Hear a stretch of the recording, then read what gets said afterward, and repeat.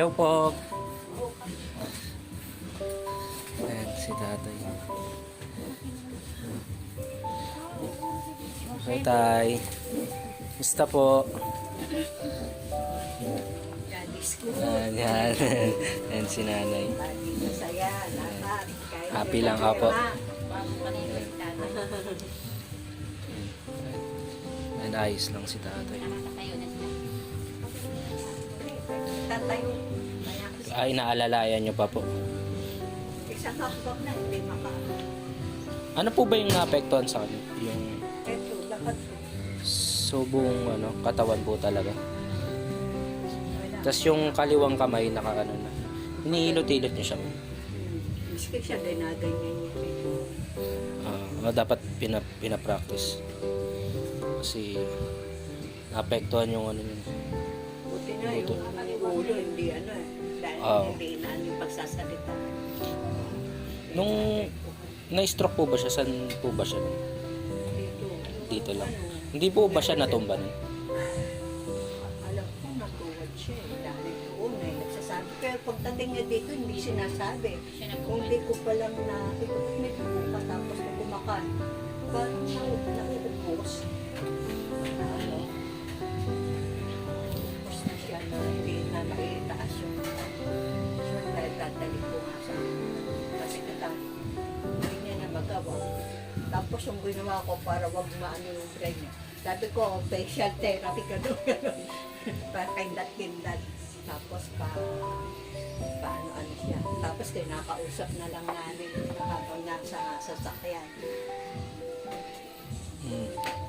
Yung ganyan po, yung lagay niya ngayon. Yung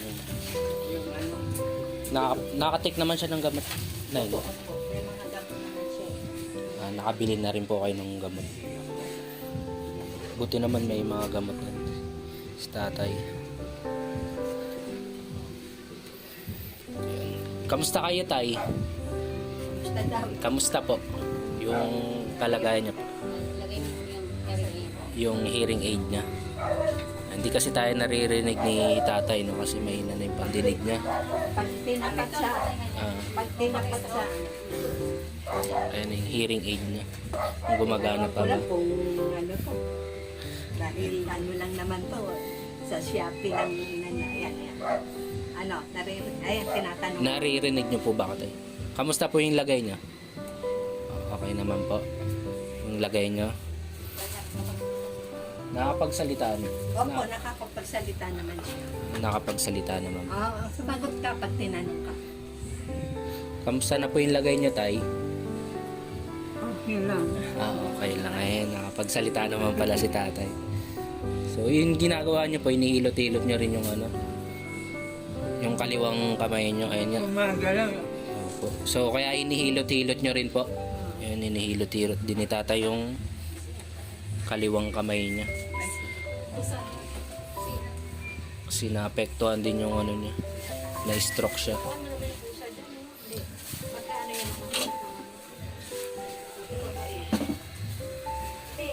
So, ayan nga mga ka-Elvin. Hinihilot-hilot ni tatay yung niya. Tapos ito, naapektuhan na rin yung paa niya. So, hindi na siya makalakad talaga, no? Hindi. Yung last time na visit namin, bali, nakakapag-laboratory na po ba kayo na Hindi pa dahil marami yung parang inano ko muna, tinabi ko muna para pag sakto na yung pera. Kaya na. Magkano po ba yung nyo, Nay? Kailangan talaga na exact din na pang laboratory talaga. Paano binigay ko sa pinsa ko yung sabi ko, paano yan, ipa-itemize niya yung Hindi pa rin sa akong ginagalit yung gusto ko tayong maano yung mga dapat sa kanya yung bawal yung ECG. ECG.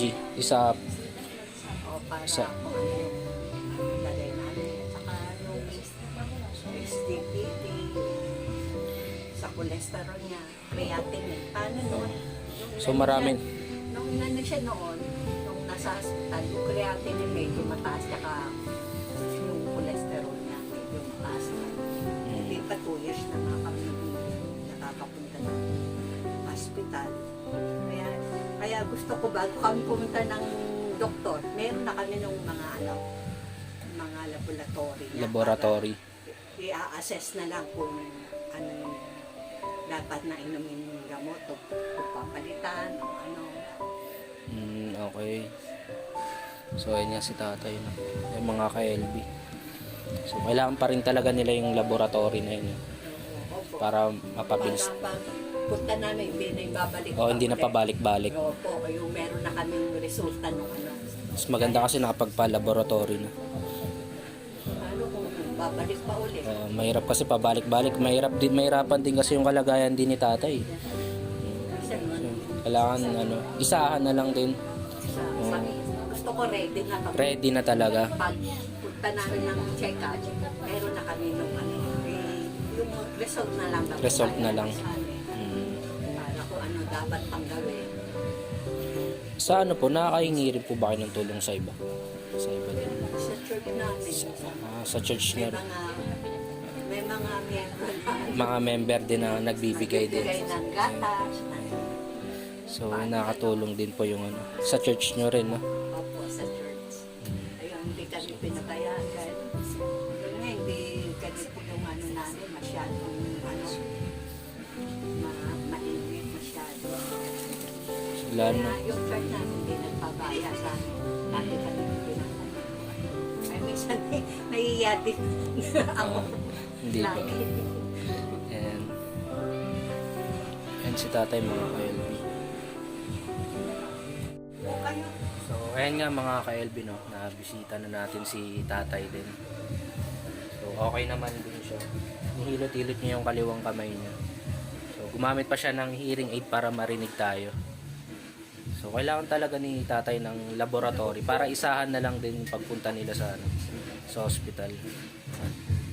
So, ayun nga, kung bakit bumisita rin tayo, no? So, ayun nga, may nag-sponsor kay tatay din. Yan. So, maraming salamat sa nag-sponsor kay tatay. salamat po sa So, ayan. sponsor. Yan. So, ayun nga, binilan natin si tatay ng diaper, tapos mga biscuit gatas. Tapos, meron din tayo na yung binigay na juice din. Yan. So, ito nga. So, ito, inumin ni tatay. Malamig lang na tubig. 300 ml lang. Ayun, So, before paano? meal, kailangan 30 minutes before meal. Ah, Ayan, marami rin tayo binigay na ganito. Ayan, mga 6 po, no? Mga 6. Ayan. isang inuman lang po yan. Kalahat sa isang araw po, bali dalawa. Bago kumain. Opo, bago kumain. Sa gabi, tsaka Opo. umaga. Ayan, so salamat din sa nag-sponsor din, no? Salamat Ayan, po. opo. Sabihin mo salamat. Ayan, tay. Salamat sa nag-sponsor. Sabihin mo, salamat sa nag-sponsor. Maraming salamat sa sponsor. Ayan. Maraming salamat sa nag-sponsor. Sana hindi lang yung nag-sponsor sa atin ngayon. Sana may makapanood pa na iba. So kailangan din talaga yung laboratory niya, no. Importante nga yung last video natin, yung laboratory yung importante sa kanya. So yan nga. Yan. Ito tayo. Salamat ka.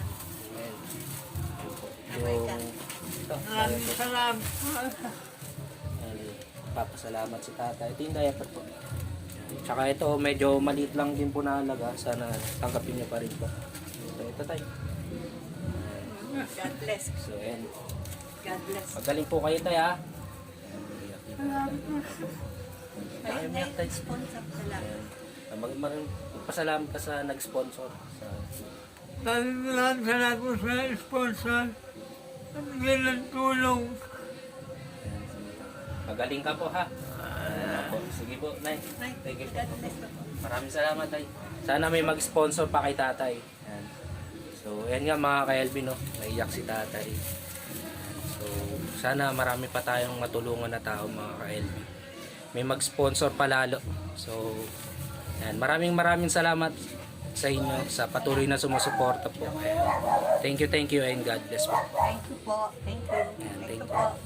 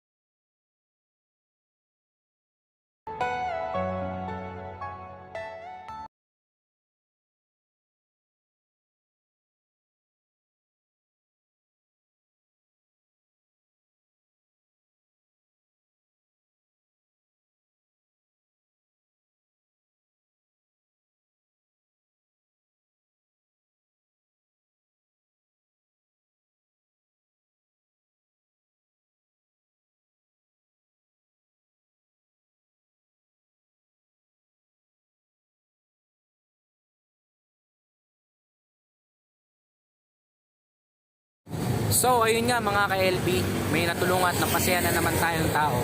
Ayan. Patuloy lang kayo sumuporta sa Laura M. Berakit Official upang marami pa tayong matulungan na tao at mapasaya. So, thank you sa inyong lahat and God bless.